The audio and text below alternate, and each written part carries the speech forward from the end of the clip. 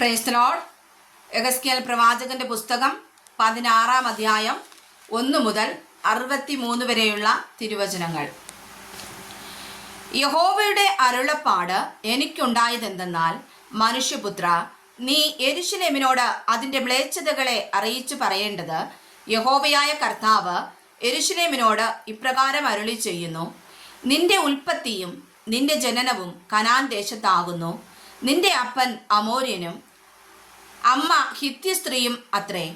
നിന്റെ ജനന വസ്തുതയോ, ജനിച്ച നാളിൽ നിന്റെ പൊക്കിൾ മുറിച്ചില്ല, നിന്നെ വെള്ളത്തിൽ കുളിപ്പിച്ച് വെടിപ്പാക്കിയില്ല, ഉപ്പു തേച്ചില്ല, തുണി ചുറ്റിയതുമില്ല. നിന്നോട് മനസ്സലിവ് തോന്നിയിട്ട് ഇവയിൽ ഒന്നെങ്കിലും നിനക്ക് ചെയ്തു തരുവാൻ ഒരു കണ്ണിനും നിന്നോട് കനിവുണ്ടായില്ല. നീ ജനിച്ച നാളിൽ തന്നെ അവർക്ക് നിന്നോട് വെറുപ്പ് തോന്നിയതുകൊണ്ട് നിന്നെ വെളിം പ്രദേശത്ത് ഇട്ടുകളഞ്ഞു. എന്നാൽ ഞാൻ നിന്റെ സമീപത്തു കൂടി കടന്നു പോകുമ്പോൾ നീ രക്തത്തിൽ കിടന്ന് ഉരുളുന്നത് കണ്ട് നിന്നോട്, നീ രക്തത്തിൽ കിടക്കുന്നു എങ്കിലും ജീവിക്ക എന്ന് കൽപ്പിച്ചു. അതെ, നീ രക്തത്തിൽ കിടക്കുന്നുവെങ്കിലും ജീവിക്ക എന്ന് ഞാൻ നിന്നോട് കൽപ്പിച്ചു.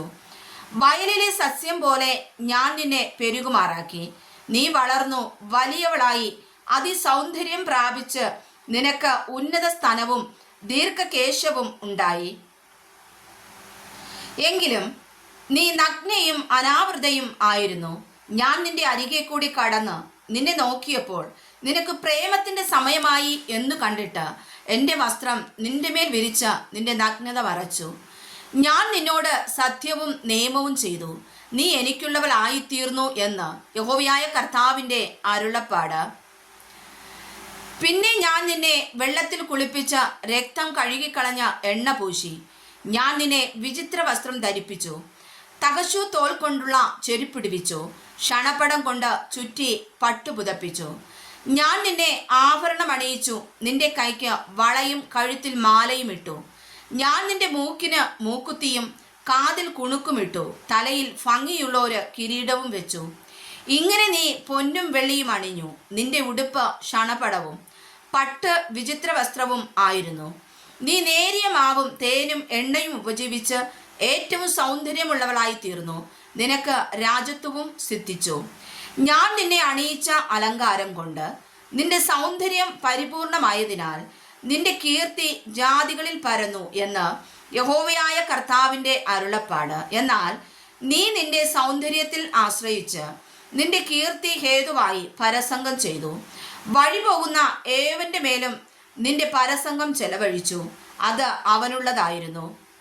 നിന്റെ വസ്ത്രങ്ങളിൽ ചിലത് നീ എടുത്തു, പല നിറത്തിൽ പൂജാഗിരികളെ തീർത്ത് അലങ്കരിച്ചു, അവയുടെ മേൽ പരസംഗം ചെയ്തു. ഈ വക സംഭവിച്ചിട്ടില്ല, സംഭവിക്കുകയുമില്ല.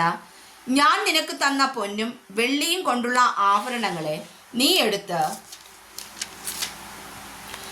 പുരുഷ രൂപങ്ങളെ ഉണ്ടാക്കി അവയോട് പരസംഗം ചെയ്തു. നിന്റെ വിചിത്ര വസ്ത്രങ്ങളെ നീ എടുത്ത് അവയെ പുതപ്പിച്ച് എൻ്റെ എണ്ണയും കുന്തുരുക്കവും അവയുടെ മുമ്പിൽ വെച്ചു. ഞാൻ നിനക്ക് തന്ന ആഹാരമായി നിന്റെ പോഷണത്തിനുള്ള നേരിയ മാവും എണ്ണയും തേനും നീ അവയുടെ മുമ്പിൽ സൗരഭ്യവാസനയായി നിവേദിച്ചു. കാര്യം ഇങ്ങനെയായി എന്ന് യഹോവയായ കർത്താവിൻ്റെ അരുളപ്പാട്. നീ എനിക്ക് പ്രസവിച്ച നിന്റെ പുത്രന്മാരെയും പുത്രിമാരെയും നീ എടുത്ത് അവയ്ക്ക് ഭോജന ബലിയായി അർപ്പിച്ചു. നിന്റെ പരസംഗം പോരാഞ്ഞിട്ടോ നീ എൻ്റെ മക്കളെ അറുത്ത് അഗ്നിപ്രവേശം ചെയ്യിച്ച് അവയ്ക്ക് ഏൽപ്പിച്ചു കൊടുത്തത്. എന്നാൽ നിന്റെ സകല മ്ലേച്ഛതകളിലും പരസംഗങ്ങളിലും നീ മുമ്പേ നഗ്നവും അനാവൃതയുമായി രക്തത്തിൽ കിടന്നുരുണ്ട നിന്റെ യൗവനകാലം ഓർത്തില്ല. നിന്റെ ദുഷ്ടതയൊക്കെയും പ്രവർത്തിച്ച ശേഷമോ നിനക്ക് കഷ്ടം കഷ്ടം എന്ന് യഹോവയായ കർത്താവിൻ്റെ അരുളപ്പാട്. നീ ഒരു കമാനം പണിതു, സകല വീഥികളിലും ഓരോ പൂജാഗിരി ഉണ്ടാക്കി, എല്ലാ വഴിത്തലയ്ക്കലും പൂജാഗിരി പണിതു. നീ നിന്റെ സൗന്ദര്യത്തെ വഷളാക്കി, വഴിപോകുന്ന ഏവനും നിന്റെ കാലുകളെ അകത്തി നിന്റെ പരസംഗം വർദ്ധിപ്പിച്ചു.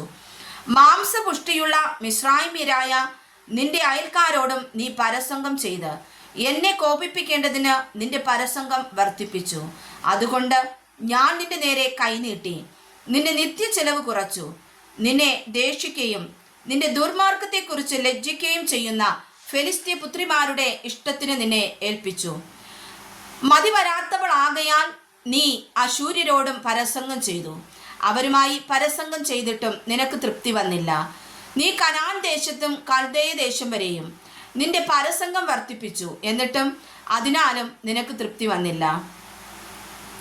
നാണം കെട്ട വേശ്യയുടെ പ്രവൃത്തിയായിരിക്കുന്ന ഇതൊക്കെയും ചെയ്തതിൽ നീ എല്ലാ വഴിത്തലക്കിലും കമാനം പണിതു, സകല വീതികളിലും പൂജാഗിരി ഉണ്ടാക്കിയതിൽ നിന്റെ ഹൃദയം എത്ര മാരമാൽ പൂണ്ടിരിക്കുന്നു എന്ന് യഹോവയായ കർത്താവിൻ്റെ അരുളപ്പാട്.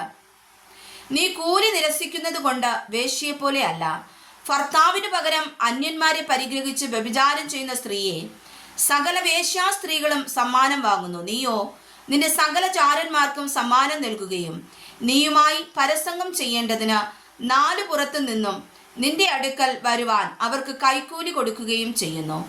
നിന്റെ പരസംഗത്തിൽ നിനക്ക് മറ്റു സ്ത്രീകളുമായി ഒരു വൈപര്യത്യം ഉണ്ട്. നിന്റെ അടുക്കൽ പരസംഗത്തിന് ആരും വരുന്നില്ല. നീ സമ്മാനം വാങ്ങുകയല്ല, സമ്മാനം കൊടുക്കുകയത്രേ ചെയ്യുന്നത്. അതിലാകുന്നു വൈപര്യത്യം ഉള്ളത്. ആകയാൽ വേശ്യാ സ്ത്രീയെ, യഹോവയുടെ വചനം കേൾക്കാം.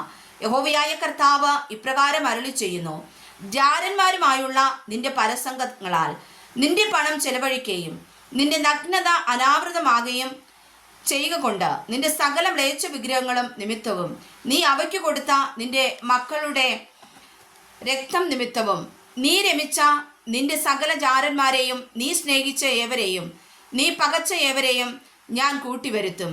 ഞാൻ അവരെ നിനക്ക് വിരോധമായി ചുറ്റും കൂട്ടിവരുത്തി അവർ നിന്റെ നഗ്നതയൊക്കെയും കാണത്തക്കവണ്ണം നിന്റെ നഗ്നത അവരുടെ മുമ്പിൽ അനാവൃതമാക്കും.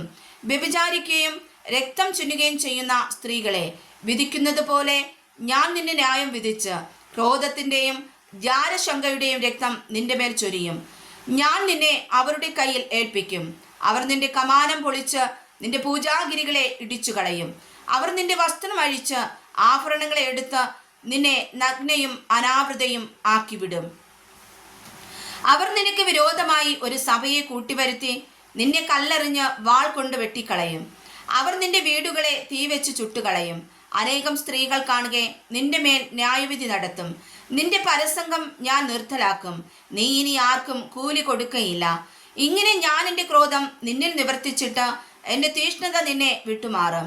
പിന്നെ ഞാൻ കോപിക്കാതെ അടങ്ങിയിരിക്കും. നീ നിന്റെ യൗവനകാലം ഓർക്കാതെ ഇവയാലൊക്കെയും എന്നെ കോപിപ്പിച്ചതുകൊണ്ട് ഞാനും നിന്റെ നടപ്പിനു തക്കവണ്ണം നിനക്ക് പകരം ചെയ്യുമെന്ന് യഹോവയായ കർത്താവിൻ്റെ അരുളപ്പാട്. നിന്റെ സകല മ്ലേച്ഛതകൾക്കും പുറമെ നീ ഈ ദുഷ്കർമ്മവും ചെയ്തിട്ടില്ലയോ? പഴഞ്ചൊല്ല് പറയുന്നവനൊക്കെയും യഥാ മാത തഥാ പുത്രി എന്നുള്ള പഴഞ്ചൊല്ല് നിന്നെക്കുറിച്ച് പറയും. നീ ഭർത്താവിനെയും മക്കളെയും വെറുക്കുന്ന അമ്മയുടെ മകളും ഭർത്താക്കന്മാരെയും മക്കളെയും വെറുത്തിരിക്കുന്ന സഹോദരിമാർക്ക് നീ സഹോദരിയുമാകുന്നു. നിങ്ങളുടെ അമ്മ ഹിത്തി